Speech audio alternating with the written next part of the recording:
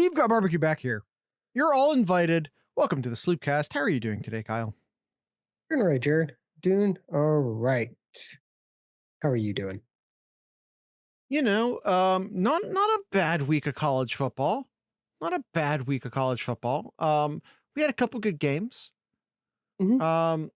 Not a lot of chaos this week. Not a lot of teams playing this week.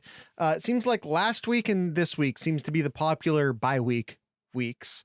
Probably next week too, but Is next week? I haven't really looked that closely at next week yet. Is next week a little light? yeah, it's a little light, but we'll talk about that later. We're talking about week 8, week 8 of our Collegiate Chaos episode here. So we got some games to talk about here, and then we will go to our rankings board and give out our rankings of S, A, and B tier of teams.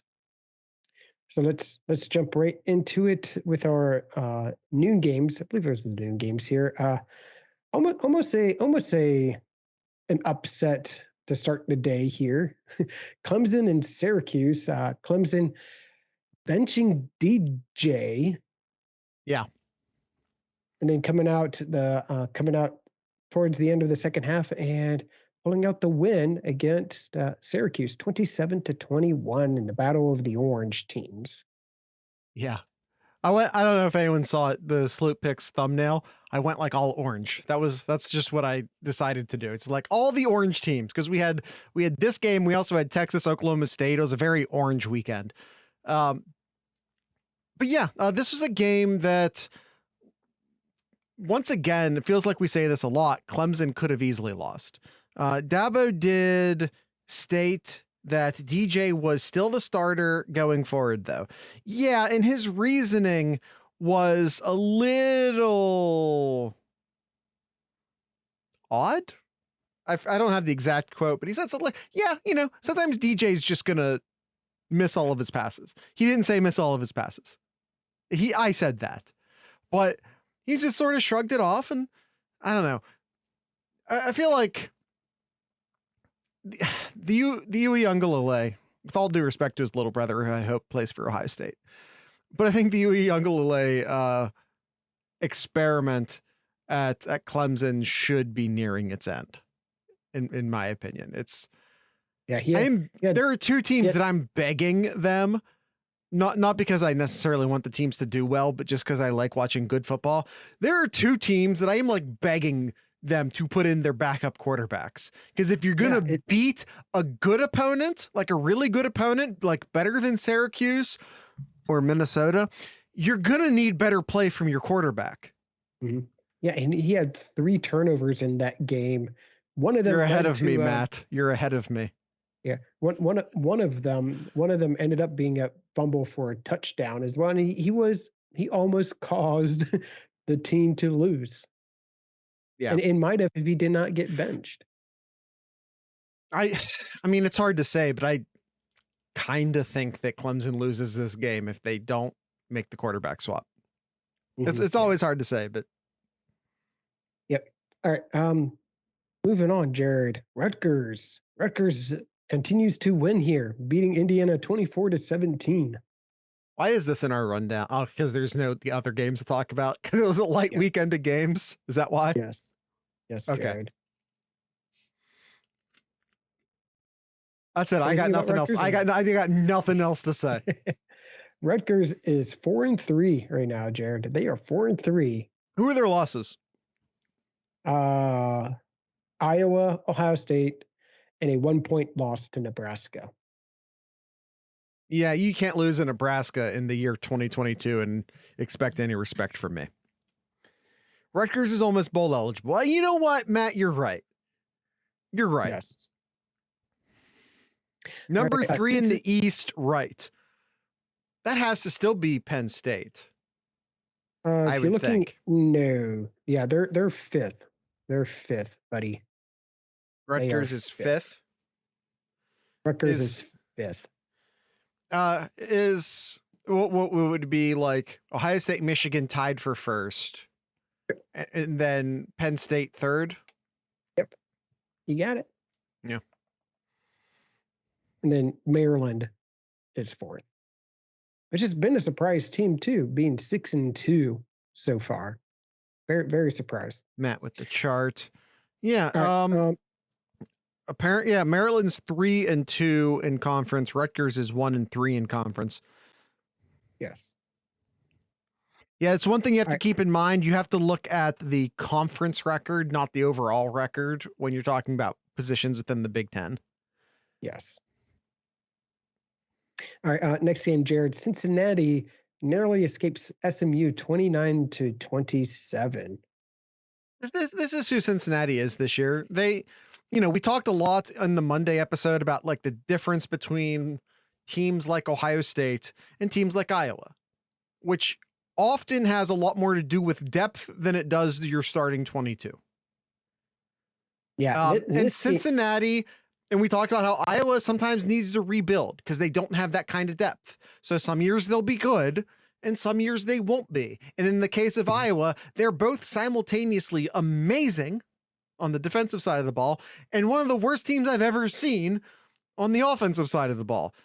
Cincinnati had great players last year. They have left, and they are not the type of team that has the type of depth to be a playoff team multiple years in a row. And so Cincinnati, in a year in which they should be bad, they're still ranked. And yeah, they only win 2 over SMU. That's fine. Cincinnati's playing with house money as far as I'm concerned. This is not a year where they should be this good. They're doing great. Yeah, you're right. They did nearly permit a comeback. Yeah, SMU did score 2 touchdowns late in the fourth and failed that 2-point conversion at the end. But you look at Cincinnati's last scores here. Let's see. Towards the end of the second quarter, field goal. Third quarter, field goal, field goal, field goal. Not getting to the end zone much in this game. They ended up kicking, what was that, 3, 4, 5 field goals in this game here. Yeah, they could have easily lost this game. Matt says it is the American Conference, though. Yes, but they also have the resources of an American Conference team. So that goes both ways. There's a reason why, and I'm not saying okay, in this case, if Ohio State wants one of your guys, they're going to steal one of your guys, even if you were a Big 12 team. See Oklahoma State. But like their coaches are just there for the picking for anyone who wants them from one of the big boy conferences. And they'll be in the Big 12 next year for what that's worth, but they're not getting like that Big 12 money yet. Not that the Big 12 money is all that great, but Eliano too. Yeah, that's who I was talking about, Gangland. Big 12 is Power 5 AAC, so UC will be good. Yeah, UC, say that again. Big 12 is the Power 5 AAC, so UC will be good. Yeah, okay. I got it the second time, Zach. Fick to Nebraska. I don't think Fick would take that job. Yep, I don't think so either. Speaking of games that need to talk about games here, Miami losing to Duke, Jared.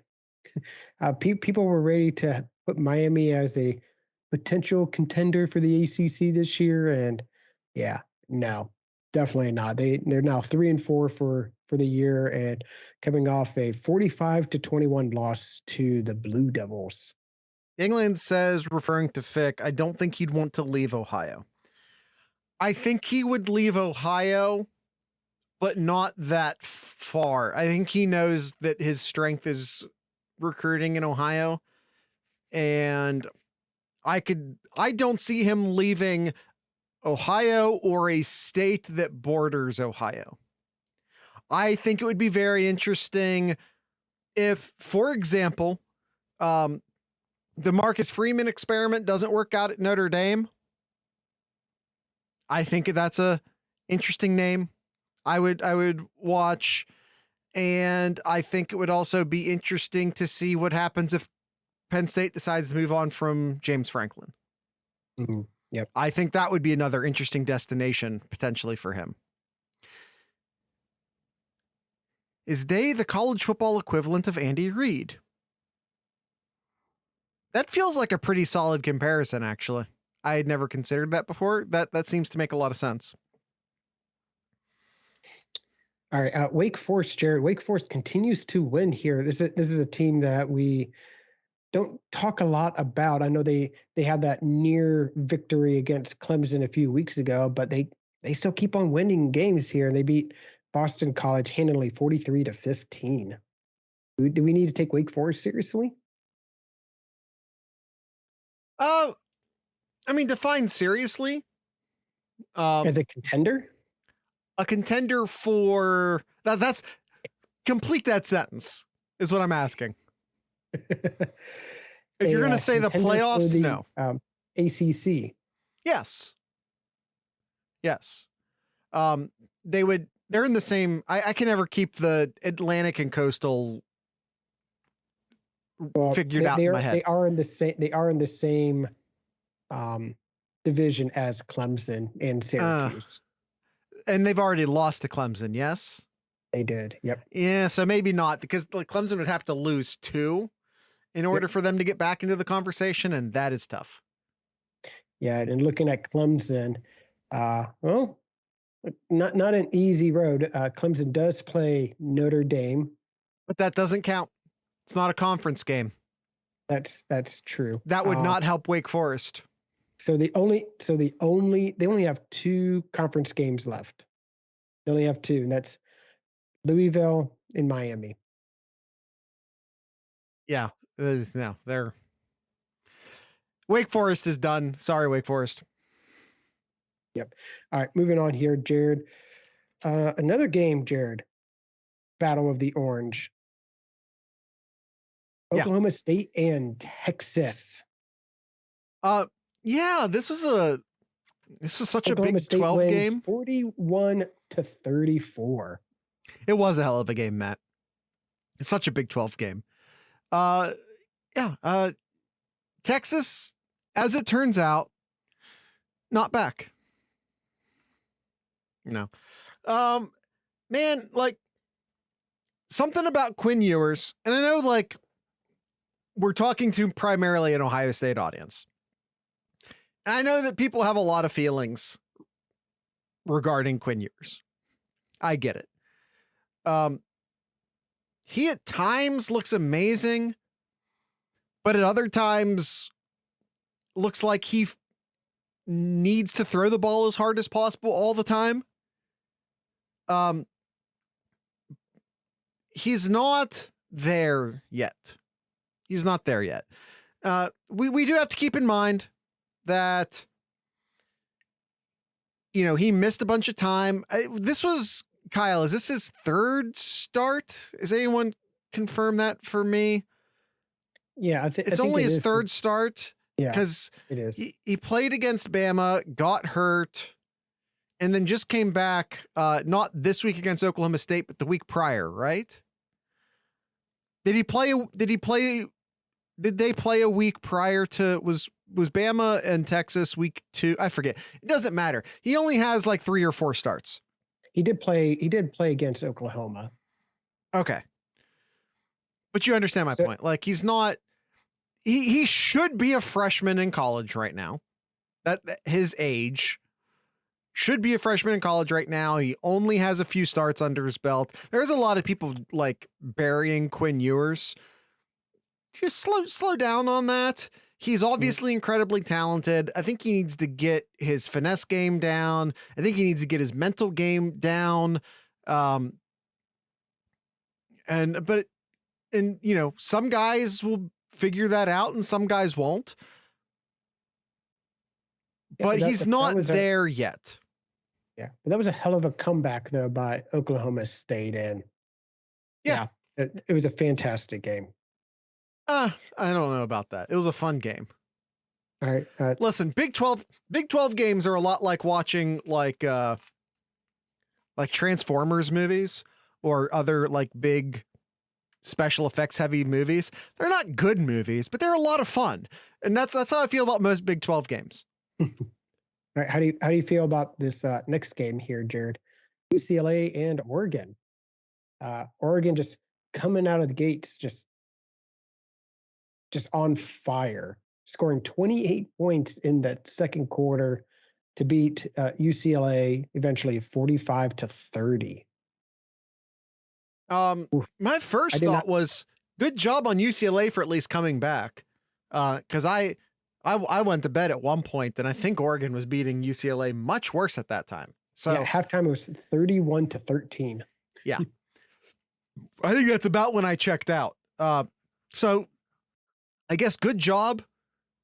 Good job. Good job on at least making it look decent, UCLA. No, that's not right. They played at 3:30.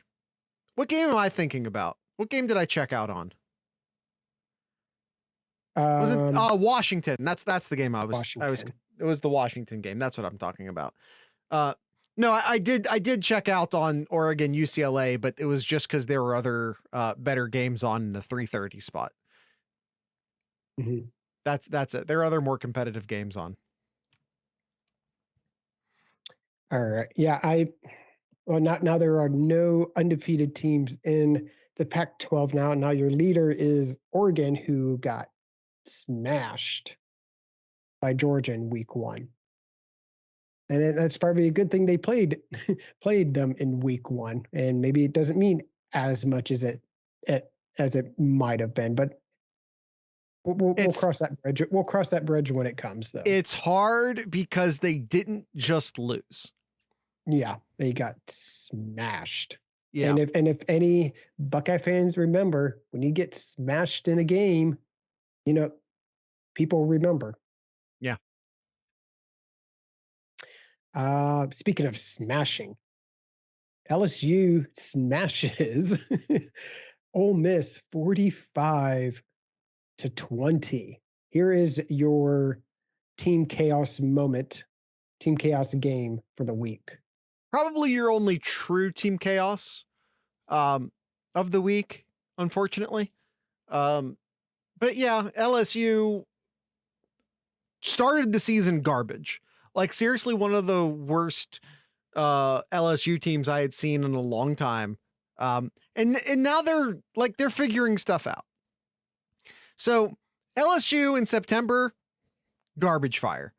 We're getting to the late stage of October, and they're pretty decent. I never was like an Ole Miss believer.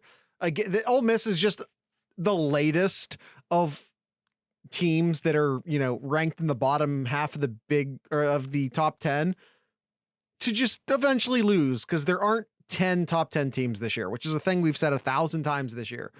Like there's not a good upper middle class of college football right now. You have the rich teams, you have a bunch of middle class teams, but there is not a good upper middle class of college football right now. It just doesn't exist.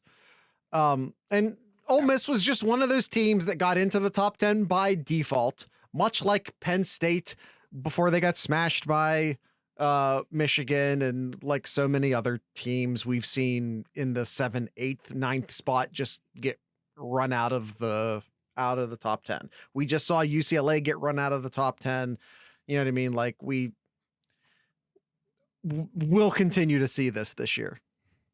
7-10 could easily lose to 20-25 any given Saturday. 100%, Matt. 100%. Absolutely. Yeah. Now, Jaden Daniel is I still don't, good quarterback. He's a good quarterback. I still have a hard time trying to pinpoint him because he runs so much as well, which I mean, has definitely helped him out. I mean, he has, what is it here? 9 touchdowns on the ground. He's thrown for 12 and only has 1 pick for the year. And in this game, he had 121 rushing yards. Are we still in an era of college football in which a running quarterback can win you a national title? Like a run first quarterback can still win you a national title? I think only if you have the defense that can help out too. Because I mean, I think yes, under the right circumstances, yes. But on top of that, what also like doesn't help is that he's not built like Cam Newton or Tim Tebow. He's not built like a fullback. So can a guy like this 200 pounds? He's only 200 pounds. Can a guy like this run as much as he ran for an entire season in modern college football versus, even like 2007, 2008? I feel like we had like a prime era of like,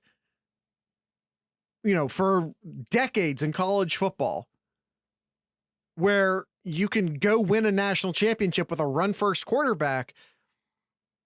But I don't think we're in that era anymore. Go get you to the Natty, yes, but win one, but not win one. Yeah, I think it can get you to the playoffs. Well, I think you can get to the playoffs with a run first quarterback, especially if you're in the Pac-12 or Big 12, ACC maybe even. But I think you have to have a pass first quarterback to win a national title in the era of college football we are currently in. That's my thought. Is LSU, did they get ranked off of that? Are they in the AP top 10 now? Or not top 10, not top 10, top 25. No, they're not. I'm surprised not. I just misspoke. Yeah. All right, yeah, they got the SEC bias. By the way, I think LSU should be in the top 25. I don't think it's difficult to get into the top 25. I'm more upset. If we want to talk about SEC bias in the polls, let's talk about the fact that South Carolina beat an awful Texas A&M school and got put in the top 25 for it. Yes. All right, moving on. That's far more egregious than LSU making into the top 25.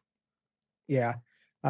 Sticking to the SEC here, Mississippi State played Alabama in the wrong weekend here. And speaking of top 25 SEC schools that shouldn't have been a top 25 SEC school, Mississippi State got smashed again. They got smashed. Yeah. Yeah. Their 6 points was a total junk time touchdown. Yeah. And yeah, right as time expired. Yeah. It was 30-0 with 1 second left. Yeah. But yeah, like I said, it was the wrong weekend to play Alabama here. And Alabama just showing, they still have a really good defense here. Offense still need to still figure some things out here, but still a very, very good team here. And both Alabama and LSU get the week off in week 9 here, and they get to play each other in week 10. That should be a fun one to watch. Yes, sir. All right. Moving back to the Big Ten here, Penn State and their yearly whiteout defeat the Golden Gophers 45-17. Minnesota was not ready for that whiteout. Penn State looked good in this game. We do need to point out that this is Minnesota without their quarterback, Tanner Morgan. And this was a thing we talked about on Collegiate Chaos. It's a thing we've talked about on here before. I think we were talking about it on the Sloot Picks. Most teams, we talk about what's the difference between a place like Minnesota and a place like Ohio State. Both teams can put really talented squads on the field. But injuries, still having fresh legs in the fourth quarter. These things require depth. If you're Minnesota, you can't lose your quarterback. You can't lose your running back. You can't lose your quarterback, who are some of the best players on your team and continue to compete. Minnesota without their quarterback, with Ibrahim still trying his best, but I don't think he's quite him coming back from an injury. He's still good. Don't get me wrong, but just not there. And by the way, one thing I need to mention about this game that should have been mentioned during the Sloot Picks. This was a beautiful bald game. Both coaches under the lights, head shiny, beautiful bald game. Yeah. And he had 30 rushes for 102 yards. And that's gang. That's all Penn State had to do was just load up in the box and and prevent them from running the ball. And that's what they did. Minnesota only averaged 3.6 yards in that game, and that's what they needed to do. By the Bald Bowl, we were watching it a bit during the Sloopcast social screen, which is an event in the Discord server where we get together and we watch one of the windows, one of the 3 windows. We get together in the Discord server, watch some college football together. Gangland and Austin both told me I had to mention the Bald Bowl during Collegiate Chaos. So duty, yes. Words, I don't know. Yep. Fulfilled? Last game, fulfilled? Yeah. Is that okay? Whatever. Move forward, Jared. In the last Jared game here, TCU duty. beating Kansas State 38-28. This is another great game. Kansas State looked like they were going to win for a long time. TCU with a comeback ends up with a fairly decisive looking victory. Kansas State loses one quarterback. Second quarterback comes in, doesn't look bad. He got landed on hard by one of TCU's, I think it was a defensive end. I don't remember. He left for a drive or two, came back, but when he came back, he was never quite the same. Yeah. TCU, by the way, has hurt a lot of quarterbacks this year, which is probably a thing to keep an eye on. Yeah. And I'm not saying they're dirty or they're doing it on purpose. It's just, it's a thing that's happening. Yeah. All right, Jared, let's pull up our graph here. We're gonna rank the teams here. So for those that are listening in our podcast, we will do our best to try to explain what we are showing visually to our YouTubers here. So in week seven here, our S tier, so our top 4 teams, Ohio State, Georgia, Tennessee, and Michigan. And then in A tier, we have TCU, Clemson, UCLA, and Alabama. And then B tier, we had a good fair amount of teams in B tier, which will be changing up here. So let's go with the S tier here, Jared. S tier, I do not think you need to touch it at all. You keep it how it is. Yeah, Ohio State with a decisive win. I think Georgia had the week off. Tennessee played a directional Tennessee. Michigan had the week off. Austin has appeared from nowhere to advocate for TCU being in the S tier. Well, no, let's talk about that, Jared. Let's talk about it. All right. So I am going to pull up the games here. Here we go. Michigan's best win, or I'm just going to go in order their wins. All right. Starting from the top here or bottom. Michigan has played Colorado State, Hawaii, UConn, Maryland, Iowa, Indiana, and their best win, Penn State. All right. A very decisive win against Penn State, it should be said. Very decisive. All right. And TCU played. Hold on. Tennessee. I want to include Tennessee in this conversation. Okay. Let me pull up Tennessee. All right. So Tennessee's wins: Ball State, Pitt, who was ranked at the time, Akron, Florida, who was ranked at the time, LSU, who was ranked at the time, Alabama, who was ranked at the time, and UT Martin, who was Alabama's still ranked. And LSU once again ranked. So let's forget about the at the times. They beat Alabama. They beat LSU. LSU was worse back then, I'll say, than they currently are. God, I know for Austin, I get that it's, but I think for everyone else, it's mostly for the meme, but the chat is pushing hard for TCU right now. Mm-hmm. I know. All right. And the TCU here, TCU has Colorado, Tarleton, SMU, Oklahoma, who was the second team to obliterate Oklahoma, Kansas, Oklahoma State, and now Kansas State. And again, at the time when they were all ranked there, they were those last 4 games, they were all ranked. So who would you say?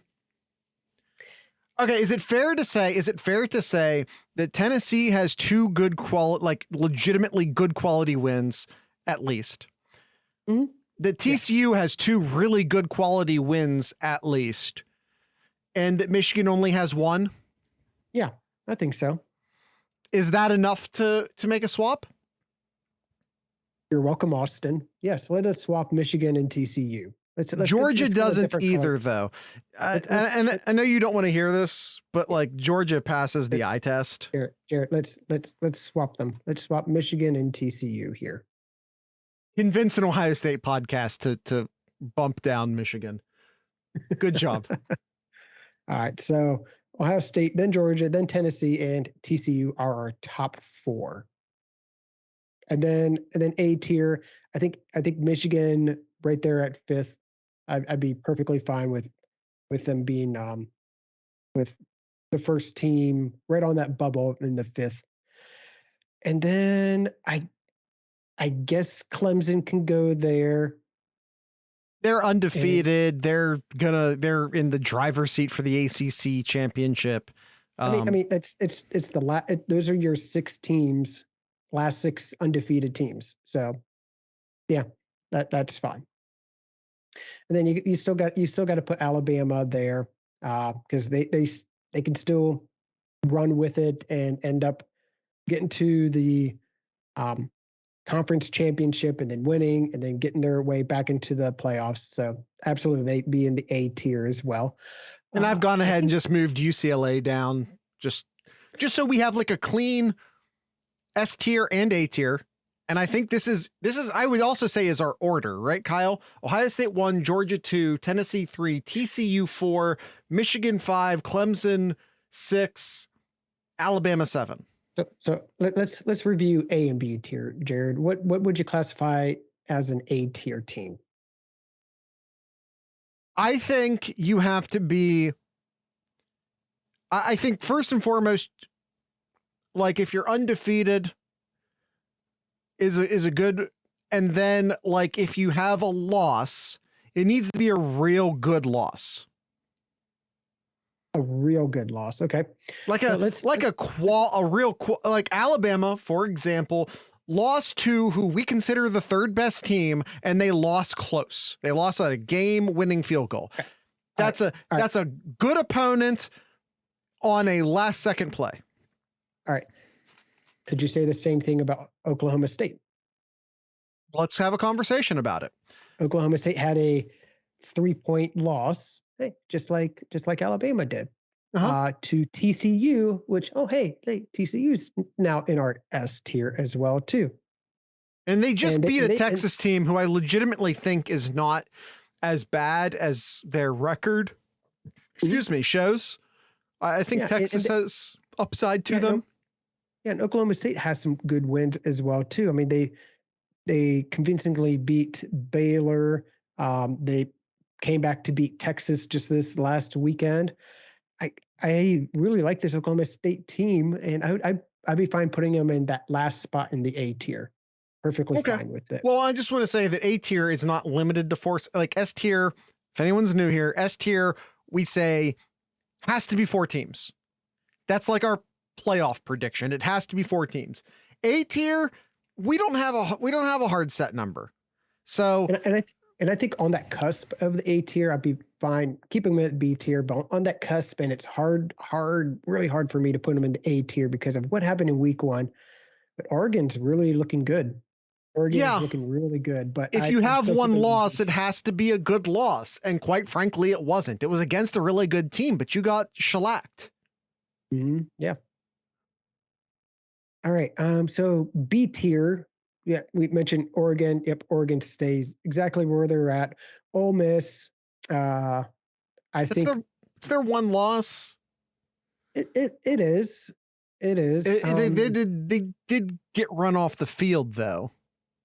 But so did Oregon. I think Ole Miss. Okay, maybe we can just move them all the way to the right on the B tier.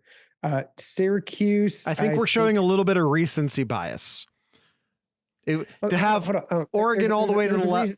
Okay. All right. There's a reason for my madness. I'm just going through the teams real quick here. Syracuse shoulda, coulda, woulda, but I think you still keep them in the B tier still. It's their first loss. Is it okay? Okay, it's their first loss. First loss still. Okay. Kansas State, it is their second loss. I think you put Kansas State on that left side there of outside of the B tier there. Yeah. Okay. Maybe we'll come back. Maybe we'll come back to them, but not for this week. For week 8 tier list.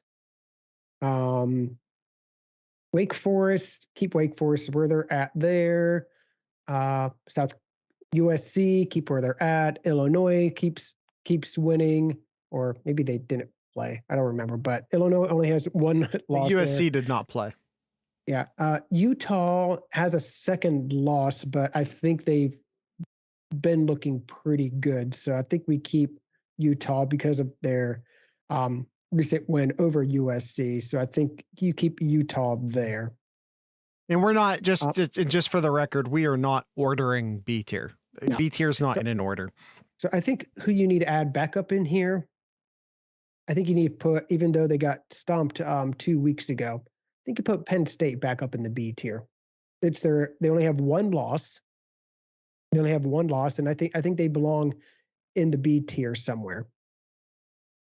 So Buckeye Matt is asking, wasn't the same kind of loss, but Oregon's season, if they win out, be equivalent to Ohio State in 2014, like if they lost to unranked Virginia Tech, neutral site, one team, do they get the same benefit of the doubt? No.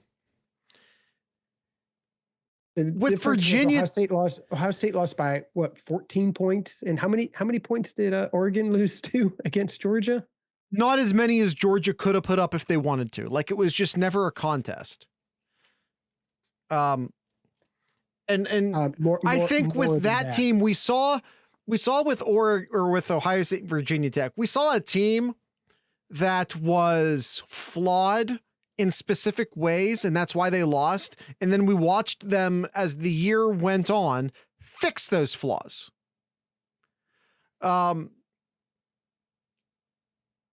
Oregon, on the other hand, was just non-competitive.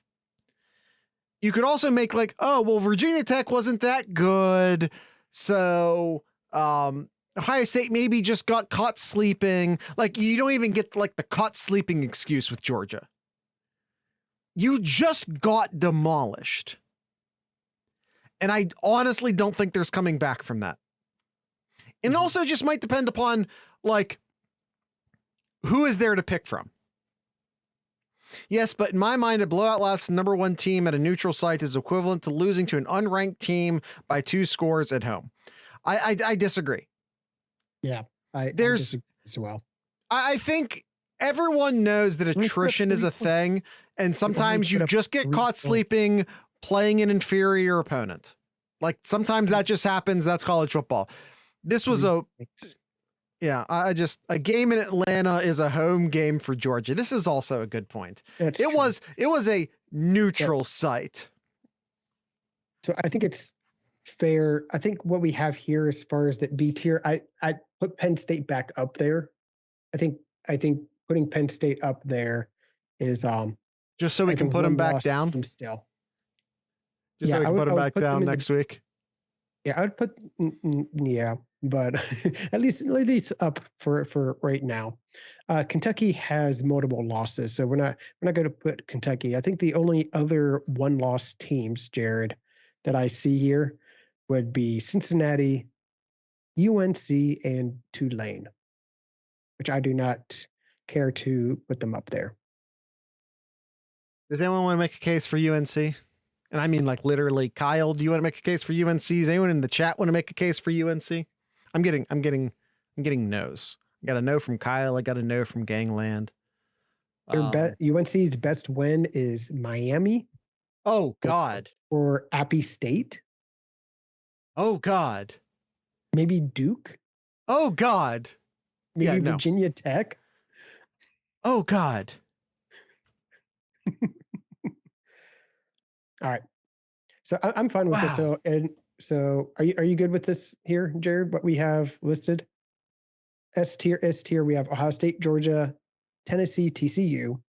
A tier, we have Michigan, Clemson, Alabama, Oklahoma State. Yeah, Duke did smoke Miami. And then the B tier, we have Oregon, in no order, Oregon, Wake Forest, USC, Utah, Illinois, Penn State, UCLA, Ole Miss, and Syracuse. I think I'm gonna take LSU. Yeah, move them over to And keep I'm an just eye. gonna Yes. just gonna put them over here. No, we're not gonna do anything with them yet. We're just gonna move them over there. I think maybe that's it. That's it. Yeah. Does anyone in the chat see anything we should take a second look at? Is there anyone we should drop to M tier? I feel like we've neglected M tier for a bit. Not really. Not really. I haven't really seen any bad losses this last week. So I probably would say no. I would say no to dropping anybody down to M tier. Yeah, well, Miami's Mississippi State Miami? can go to M tier. Miami's already down there. No, see, Mississippi State and Northwestern for M tier. For me, the quintessential M tier is Texas A&M. Like there had to have been like expectations that you missed.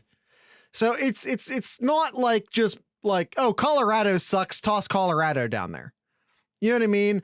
Like there has to be missed expectations to make it to M tier. Like you have to be like sort of hiding your face in shame as opposed to, yeah, we were going to suck this year. Oh, there's somebody who should be hiding their face in shame that had Texas A&M making the playoffs.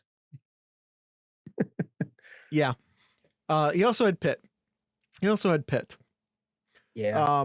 But no, Jared, I don't think so. Not this week. Let me ask you a question. Total theoretical. Okay. If Penn State gets obliterated by Ohio State next week, which they're a 19-point underdog. If Ohio State wins by 30. 28. Why would you 28 or 30? 4 touchdowns. Okay. 28. Yes. Do we M tier them? Let me see. Who do they play next? Hold on. Let me look. Does it matter? You get blown out twice in the same year. I was looking to see if they can redeem themselves, and no, they can't. You go from a top 10 team to like 2 blowouts over the course of 3 games. That's M tier shit right there. Mm-hmm. Other than going on the road to play Auburn, there are no other quality wins that Penn State would have because their final games would be Indiana. Whoa. I will not allow you to call Auburn a quality win. But it's tough going on the road in the SEC, Jared. Shut up. Because their final games is Indiana, Maryland, Rutgers, and Michigan State. I just now changed it to week 8. Be proud of me. Yeah, I kind of hinted at that twice. Well, don't hint at it. Point it out to me as if I am an idiot. All right. No, I'm happy with this rankings here. But yeah, looking forward to our next episode Thursday, where we will be talking about Know Your Enemy, Penn State, in a finally non whiteout game on the road to Happy Valley, where Ohio State is currently a 19-point victory. And then we will talk about the other games on Friday's episode, which doesn't look all that much better than this last weekend, if I'm being honest. I think there's only 3. Yeah, I think there's 3 ranked on ranked games this weekend, Jared. I mean, this weekend wasn't bad. You had Clemson in a close call. You had 2 top 10 teams lose. And, granted, like, I think we kind of were. One of them had to. And I think we were kind of looking for Ole Miss to lose. Yeah, that's true. That's true. So the three ranked teams: Ohio State, Penn State, Oklahoma State, Kansas State, and Kentucky and Tennessee.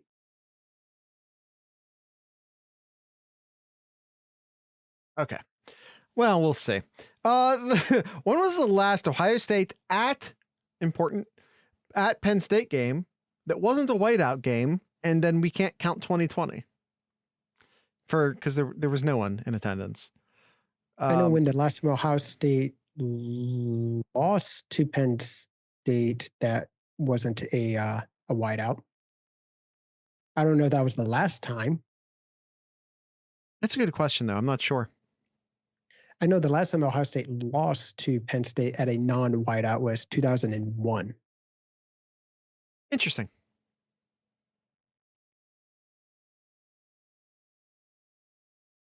All right. I don't know. 2018 was a non-whiteout day game. Oh, there you go. I didn't think it was that recent, but okay. I'm going to trust Zach because I'm not going to. Yes. I'm not going to take the time to look it up to prove him wrong. Yes. It was a 3:30 start, he says. Well, when was that? Because like in November, a 3:30 game's kind of a night game. that was in 2018, Jared. Well, yeah, that's a non-whiteout game. Wait a minute. He says, Gangland says that was at the shoe. So yeah, that wasn't the whiteout. No, 2018 was a whiteout game. Okay. Guys, we're all very confused. So I think it's either way. We'll talk 17 about was a blackout. Again, we're not worried about what happened at Ohio Stadium, guys. We're talking about at Penn State.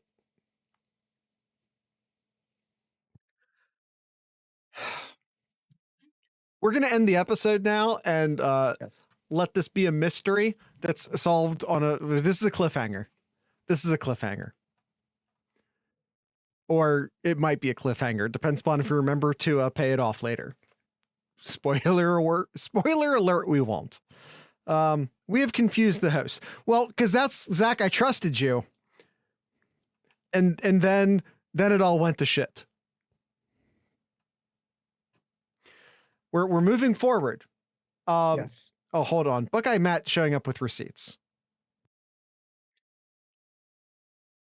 What is this? I'm seeing a lot of teams on here that aren't Ohio State and Penn. We're moving forward. We're done here.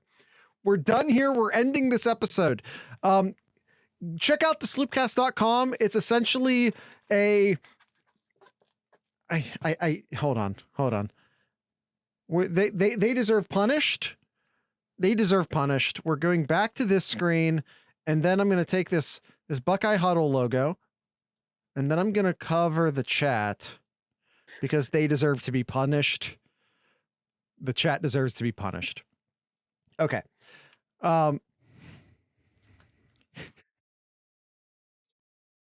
Everyone check out Buckeye Huddle. We're now affiliated with Buckeye Huddle. So that's fun. Well, welcome to my heel turn, Gangland. Welcome to my heel turn. So that's fun. We're at Buckeye Huddle now. You can visit our sloopcast.com page, which is a link to all of our other stuff, including our t-shirt stores. We have multiple t-shirt stores. You can find links to all of our social media pages on there. You can join our Discord server. We have a Discord server. I had someone pay me a wonderful compliment in the Discord, not to me, but to the server, where he kind of brought a bit of a conspiracy theory that he heard elsewhere to our attention. And I just sort of said, no, that doesn't make sense. And here's why. And a couple other people were also sort of chiming in, and he goes, thanks. This is the most rational Ohio State fandom I can find. Thank you. That is what we are aiming for in the Discord server. So that's my advertisement for the Discord server. Kyle, that's it. That's all the plugs I feel like doing. Do you have anything in in Kyle's corner for this week? Kind of like last week, there hasn't been really much news other than I think the Blue Jackets are doing well. Jared, you want to talk hockey? Not especially. Because I have nothing about about the Blue Jackets except they're winning. Except they've been winning recently. Kind of. I took the chat out of timeout. We want Tony and Tom. They're the next door down. All right, nope. I got nothing, Jared. I got nothing. Let's end this shenanigans.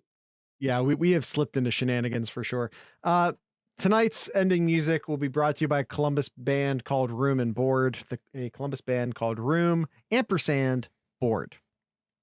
So, with all that being said, I'd like to encourage everyone to drink local beer, listen to local music, and of course, support your local podcasters. Once again, this is Room and Board.